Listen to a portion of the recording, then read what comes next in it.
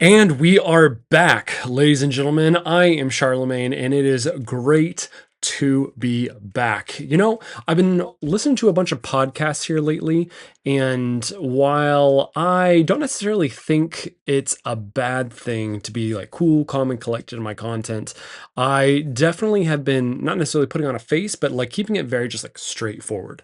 And it was funny, the last tier list video I made, I got a comment saying, you maybe like tighten up the content a little bit. And spoiler alert, y'all, when it comes to a tier list, you are openly engaging in a commentary on the opinion of the person that is ranking the information that is put before them. So I put out my last tier list video basically right when Fateless gave the basic updates for a lot of these heroes, which we have gotten some updates and changes to some of the more classics, like my boy Heimdall and Isis, but also have gotten the basic information for heroes like Viviane and Svarog and other heroes in that vein.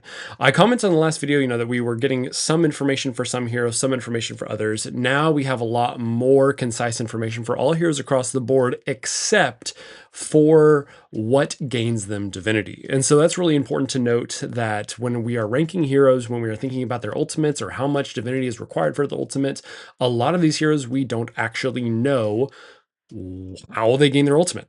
And so there's still a little bit of information lacking on this tier list in terms of what we think or what we know. But you can see here behind me that one, the tier looks very different. If you've seen some other content creators out there in the space already, we've been using this new tool. But I want to give a massive shout out to Raven Pyros. Y'all, if you have not gone onto his website yet, or if you've not heard any of us content creators talking about what he is doing, Raven and I were chatting the other day and he was like, what if I actually just created a tier list that was fully integrated and implemented into my own website so that players could just filter by the heroes that are already in Godforge and not having to download a ton of images and make it basically look like junk? Not to mention, I don't know if y'all know this, but Tier Maker is filled with ads. And so, man, it is so great. Raven turned around and basically made this tier list tool in like a couple of days. I was thinking about it after he had chatted. I was like, maybe I should take a whack at that. That'd be really interesting. Be cool to have my name on a tool. And then literally that day he was like, hey, by the way, here it is. Wow. So Raven, dude, I know that I've told you this, but seriously, great job on this tool. You guys are going to see even more about all the cool things that are going on with this, what all players, all community members of Godforge can do with it, and really just how this is better than any other tier maker we've ever seen. If you go down to, let's see, I think it's under tools. Yeah. So you can go here, click tier list. As long as you're logged in, you can create a blank tier list, which is going to walk you through how many rows you want, what the title is, the description, what type you want, weapons or armor sets. There's probably going to be even more content here as the game continues to grow. And you can either look at all items, you can do a filtered list, which he is still working on this necessarily. But if you want to do rarity and you can filter down to legendary heroes or epic heroes or anything like that, you can. Or you can go to a specific list, which then you can literally just go all the way down here. Man, Raven, you've even added the rarities since I looked at this before. This is incredible. He even has it sorted by the rarity. But the first time I was doing this was all alphabetical. So this is absolutely great. You can create whatever list you want. So fantastic job, Raven. Huge shout out. And yeah, go to the website, check it out. It is awesome. The other thing you can do, however, is he has a list of global tier lists for all players to fill out. Now, granted, we don't know all the information, and so it's not yet ready where we can go and put all this information in, but like, for example, here's the Godforge Quest Legendary Heroes. Every person can go in here and they can automatically rank all the heroes that are in the Godforge Quest summoning pool. He already has it set up. It's basically a template for you to go in and put in your own heroes how you think they stack. But what is really cool about this, y'all, is that when you go to a hero page now, you're going to be able to scroll down near the bottom. You're going to be able to see community ratings on that hero. And I'm going to tell you right now that there is so much planned for this space that it is going to be so cool to see exactly what Raven builds out on this website for us to be able to rank and grow and as a community engage with and all contribute to this wealth of knowledge. You can also manage your favorites here. And so you can literally, like, for example, you can choose me as your favorite content creator. By the way, please do. And then my rankings or my content is going to be preferred content for you on Raven's site. And so that is going to be a huge thing as well for me. Like, as I'm putting out content, once early access is open, you're going to be able to see that on Raven's site. You're going to be able to engage with that. If you have a question on a hero and I have posted a guide on that hero, you're going to then see it down here. Obviously, I do not have one for Heimdall, but that's because we don't have early access yet. But man, just so many things going on with Raven's site. I love it. I myself have been very busy updating hero pages on this site. I've been helping them out, and everyone can as well, as long as you're logged in. You can submit suggestions onto any adjustments that are needed on any page, which is great. And it's just a lot of fun, personally, for me. Anyway, why we're here though is the tier list. There is so much more information. And let me tell you, as a new content creator, which, oh man, I keep forgetting, guys, 1,000 subscribers. That happened. That actually happened this week. So, well, now when you're watching it, it's probably going to be Monday. So last week on Wednesday, this channel reached 1,000 subscribers. Thank you so much for your support. Thank you so much for engaging with my content. Every comment, like, subscription. I mean, I would never have imagined that 10 months into my content creating, I would be at 1,000 subscribers, and it's only because of you guys. So thank you so much for that. It is only through you that I'm able to even do this. And you are the one that tells me what to create. And so if you engage on a particular video, if you ask questions, or if there's something that you are seeking to learn or know, make sure and drop that in the comments down below. I had somebody on my last video talk about, hey, what weapons or imprints are best for like the S tier heroes. That's going to be a video I'm going to be working on just because of that comment alone. So if there's something you're looking for, something you're hoping for, let me know down in the comments. But yeah, 1,000 subscribers. I have something that I'm hoping to do, a particular video I'm hoping to make as kind of a celebration of that. We'll see if anything comes of it, but stay tuned for that. If you're not a subscriber, make sure and hit that button. But yes, tier list. Let's get going here, guys. It's only been a couple minutes. We've only been recording for like 1 minute now. But I wanted to create this video as more of like a podcast style video. Something is more of me just talking slice of life, just seeing a little bit more of me rather than, hey, here's this concise piece of information. If you want some concise topics though, let me know and I'm happy to create those videos. But when it comes down to my tier list, and the coolest thing, one of the coolest things about this is that I can actually copy this link, post it in my Discord, and have it permanently available to you, the community. So make sure and join the Discord link down below. Join Pax Carolus.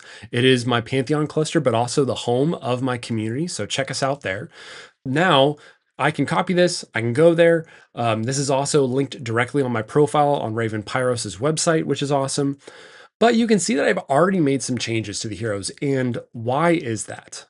Well, I will say first and foremost that I don't really know if I'm keeping Heimdall in the first slot in S tier because, and wait for it, Raven, you've done it again, man.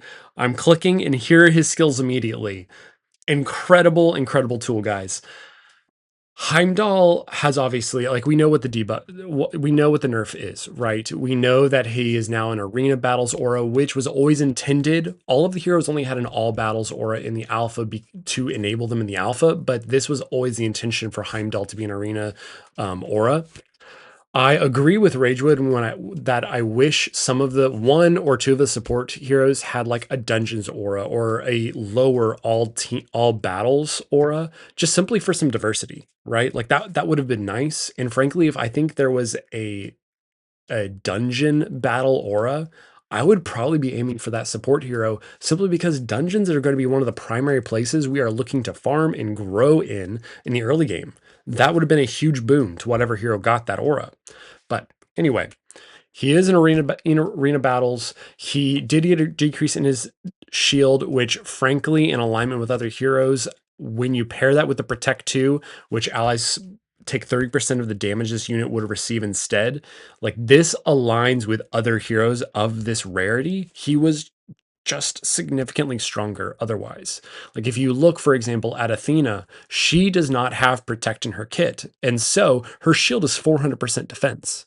That makes sense in balance. Heroes get more defense, more of a shield from somebody who is not absorbing a portion of the damage. Whereas for like Svarog, who is also protect and also providing a shield, which is only 250% defense, but both of these heroes have lower shields because they are also absorbing a portion of the damage. And so there is balance in those decisions. And that's probably why the game designers do that in this way. Heimdall is just an incredible hero. And I still think that the retaliate, counterattacking, I think that the intercept, redirecting the first attacks, I think this still makes him the type of hero I want.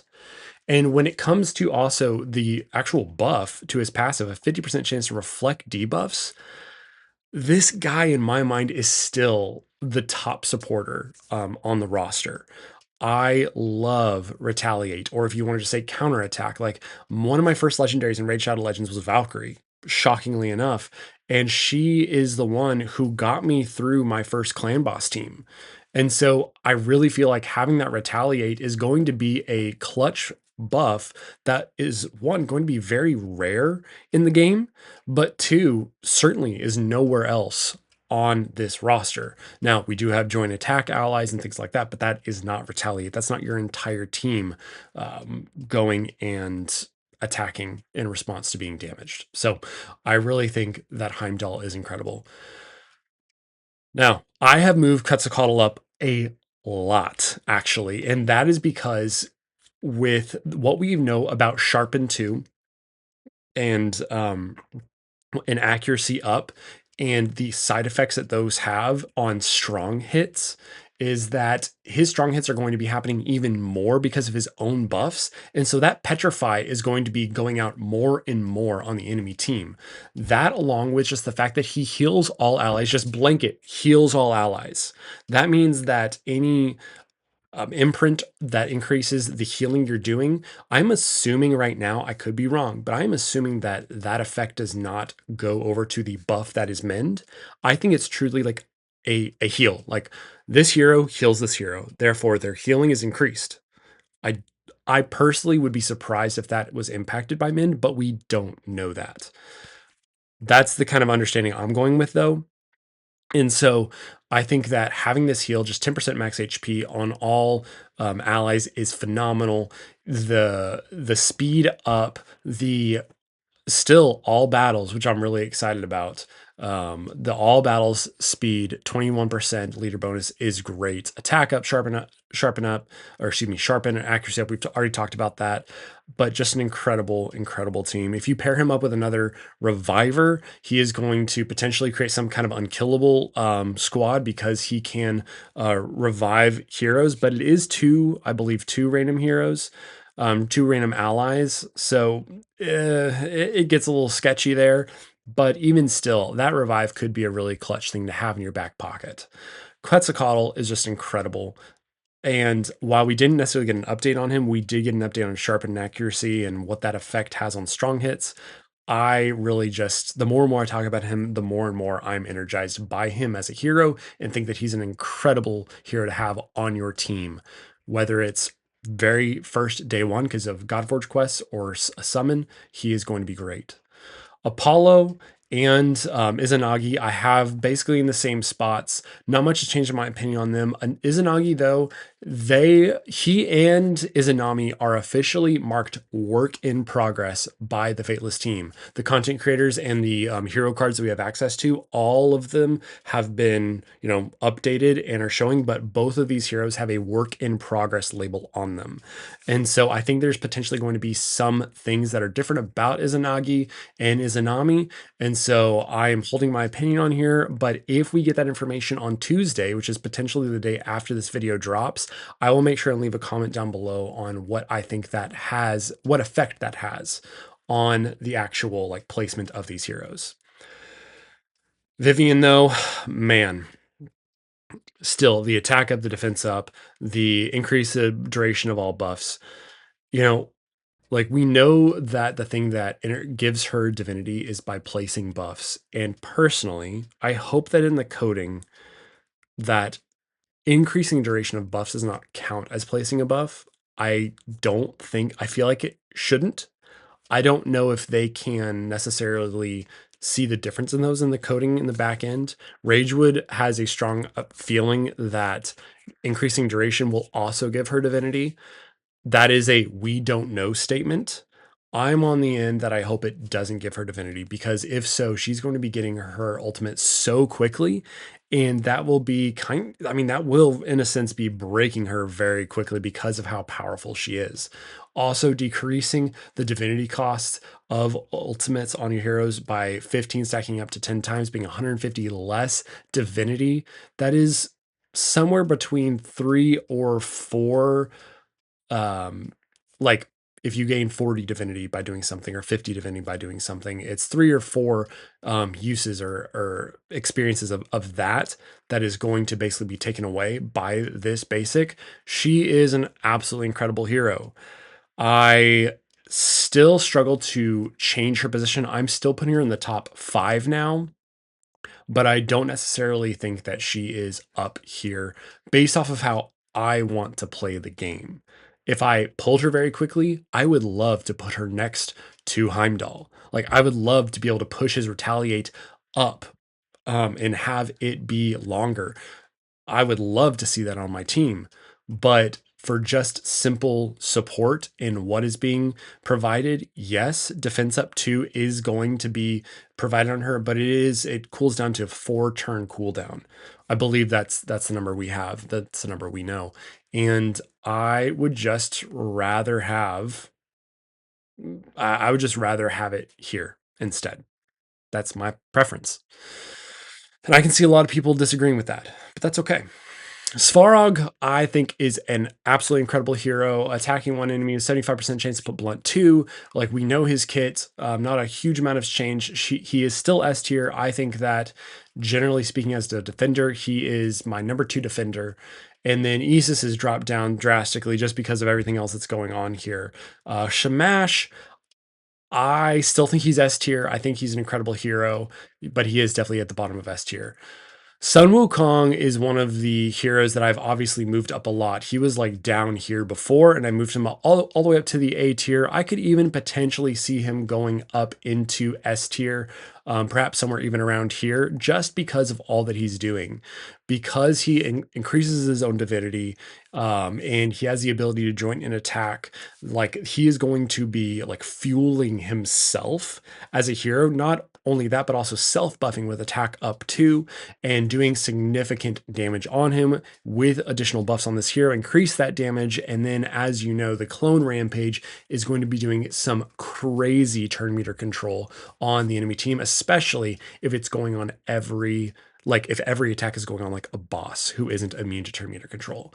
So he really is an incredible champion. I am a huge fan of him.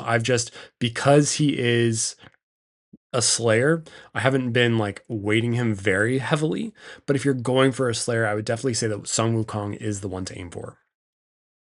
Next up, you'll see that Athena has also gone up. I mean, I've always kind of had her up at the top, but with the Spear of Justice being known now, she places defense up every time she goes. Granted, it's only 1 turn, and so you're going to want to make sure she's fast enough to keep up with your team so that they're not just like outrunning debuffs, the defense up constantly.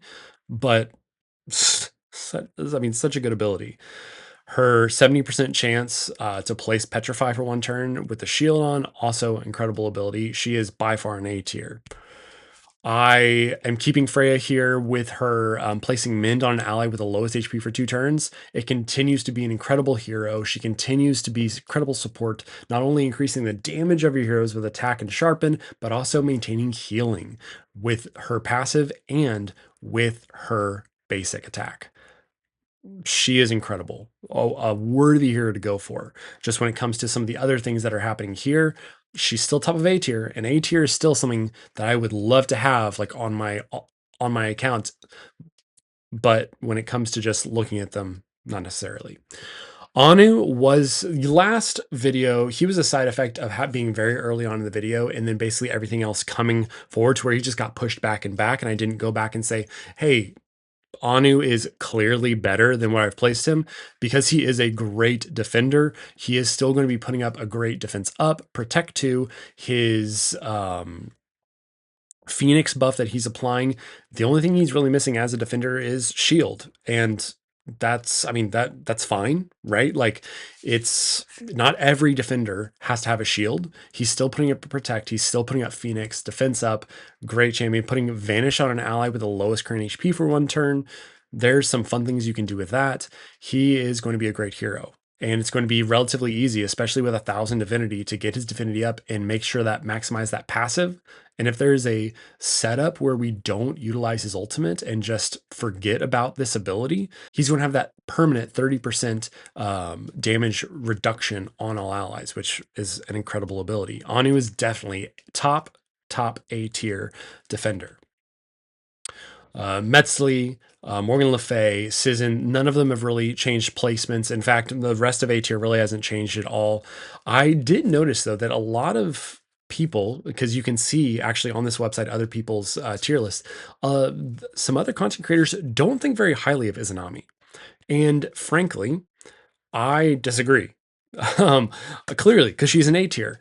Initiative down is going to be making sure that the other team is not getting their divinity meters pushed up and not being able to use their ultimates. And that paired with speed down and allowing, I mean, curse, I think, is a fun add as well, reducing incoming healing and shield and barrier strength. I mean, that's another thing. These are great debuffs to be placing on an enemy team when it comes to like arena, but really any other kind of area will be very effective as well. And so I think when it comes to disrupting, right? She's a disruptor, of course. When it comes to disrupting the enemy team, I really think that she is going to be very effective at that role. And when a hero attacks an enemy under initiative down, which she is attacking and having a chance of putting initiative down every single attack, but it decreases their turn meter. So speed down, initiative down, decreasing the healing they receive, and decreasing their turn meter. Yes, it is one enemy, but even think like put that in the context of a boss. She's a very good champion. One of those that I previously spoke about as not being worth much because she's a partner hero, partner champion, hero, champion, whatever the word is. And when I look more at her kit and giving more time to really think about it, I was definitely wrong. Also, don't forget about removing shield from all enemies, then attack all enemies. 75% chance to place corrupt. I don't know what you're thinking if you were putting her in like bottom of the tier list. Let me know down in the comments though, because I would love to hear your thoughts. I know, guys, remember this is all my opinion. And as we go down to B and C tier, there's probably heroes there, which you're like saying they are clearly in A tier or S tier or anything like that. And that's because, well, it's opinion-based content. Hercules, Perun, Lamash 2, great heroes, bottom of A tier. I think Lamash 2, again, is going to be a lot of fun. I've said that time and time again. Hercules is incredible. He is an incredible hero for alpha. He puts out a ton of damage because he's attacking all enemies on his basic attack with a chance to put on acid. However, there are just so many great things happening here, and I tend to think more towards boss battles, dungeons, and clan boss, and supporting a team rather than just, okay, wave content. Phenomenal for waves. However, not necessarily what I'd be putting my where I'd be putting my attention for Godforge quest summons. I moved Pazuzu up a lot in this simply because knowing his basic, 75 books up to 100% chance of putting accuracy down for 2 turns, 75% books up to 100% chance to remove 1 random buff. I mean, there's no denying it. That's a great ability. I mean, you could just like spam basics and that would be great. But he does attack, placing corrupt as well. I'm a little confused on this one. If the target is aligned with order, place. Oh no, I'm sorry. I'm thinking of another hero. He also, attacks all enemies with, I think, books up to 100% chance to place corrupt on each target for 2 turns. Great ability. And this is really the only thing that like pulls him down on my list is that each hit has a 50% chance to place these abilities on each target for 2 turns. Even at 3 times, 50% necessarily isn't guaranteed. There's a very high chance of it, like, but it's not guaranteed. And I would rather just have a attack once, place these debuffs. And I honestly, like Simon said in this last video, the last podcast talking about monetization, he was saying that they have to have room to grow as a studio. Like they have to have room for the game to grow. And that I believe is why we are seeing these non 100% abilities. Because we know as the game grows, that's going to happen. I just hope, Fateless, if you're watching this, that you know, when those things happen, that you were able to go back to these old heroes and kind of buff them up. So if that became a higher percent chance, I would absolutely like be putting him in A tier just because of all the buffs that are going out, all of the damage. Vulnerable 2 is a great debuff, increasing damage dealt by debuffs, by that acid, by any other dot ability you are placing. They're great things. And with the enemies getting buff, you gain turn meter. If they gain 3, you do an extra turn. I'm kind of selling myself honestly and kind of putting him up here actually in A tier, even as I talk about him.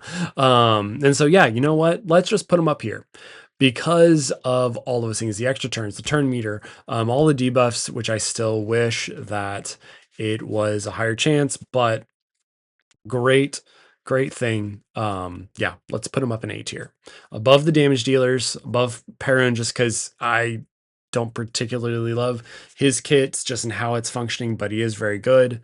He's got speed down on the basic, which even 50% is going to book up. It's going to be a good ability to have. Probably put him above Lamash too.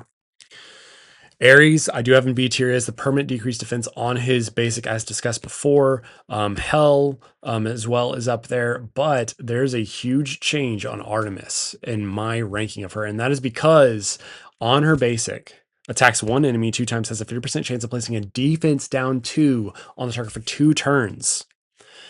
I mean, if you have Apollo, that's going to make it even better. But a 50% chance with 2 attacks is a great chance on a basic ability. Granted, I'm saying a basic ability. That is the difference between an ultimate having a non 100% chance and a basic having like a 50% chance. This, in my mind, is a great chance to place defense down 2 on a target, which clearly pushes her up higher based off the fact that I said that Hell putting defense down 2 on bosses with her ultimate is great and why it pushes her up as a damage dealer. This also pushes Artemis up greatly as a damage dealer in the B tier. I think this kind of changes my perspective and view of her kit entirely because not only is she charging herself up her divinity, but she is also putting defense down too. And so she is her own damage dealing booster. Fantastic. Fujin and Raijin, I still stick where my thoughts were and just that I don't understand them. And then there is Grendel, even with his basic that we now know, attacking enemy 2 times if they're defeated gains an extra turn. These modifiers do not necessarily impress me, just simply because in early game, the amount of HP you're going to be building onto him with the amount of attack you're going to be building onto him, the gear you're going to have is not necessarily going to be doing the damage output that we would like to see to really be able to lean on this ability. I think this is a great ability. We've seen how powerful Zeus was in Alpha, just like slaying heroes constantly. And there are weapons and imprints and other things that we can do to boost his damage, crit rate, crit damage, all of those things. Don't get me wrong. He's going to be a great hero like mid to late game. I would definitely say he's a great damage dealer, a great slayer for sure. Excuse me, a great brawler for sure. But in terms of early game, starting off from Godforge quests, I still maintain that he is B tier. The rest doesn't change much except that Mulan has moved up into B tier because of her basic attacking one enemy 2 times. Critical attacks reduce the target's defense by 2%. This is basically the same kind of concept that Ares has, doing a permanent decrease of defense, but it is a critical attack instead of a strong attack. So we can control crits a lot more than we can strong attacks right now, but there are definitely ways that we've seen with weapons and imprints to increase the chance of strong hits. I just like other things that Ares is doing, ignoring shield and barriers and those abilities, whereas Mulan isn't necessarily doing all of that. I think she could potentially be moved up into the B tier a little further, but even still, I'm going to keep her at the bottom here. And frankly, I'm actually going to move Dracula up simply because of how hard I know the developers are working and the designers are working on making him hit right. And the amount of bleed he's putting out, the amount of boss damage he potentially will be doing in longer fights. I think he is going to be a great hero on your account if you get him, but not necessarily at early access because of Godforge quests. But because of the bleed and all of that longer term damage, I am going to move him up now. I still maintain my C. The only thing you'll see differently here is that I actually moved Hades up above Loki. And that is primarily because I really think the more and more I think about his kit is that he is going to do some great things in Arena, specifically around disrupting the damage dealer on the enemy's team. That may not necessarily be the case if their damage dealer is like a brawler, but if they have a Slayer on their team, he's going to do some fun things with Curse, placing that and then doing like lock ultimates and initiative down, and really just decreasing the chances of the enemy damage dealer being able to get out their abilities.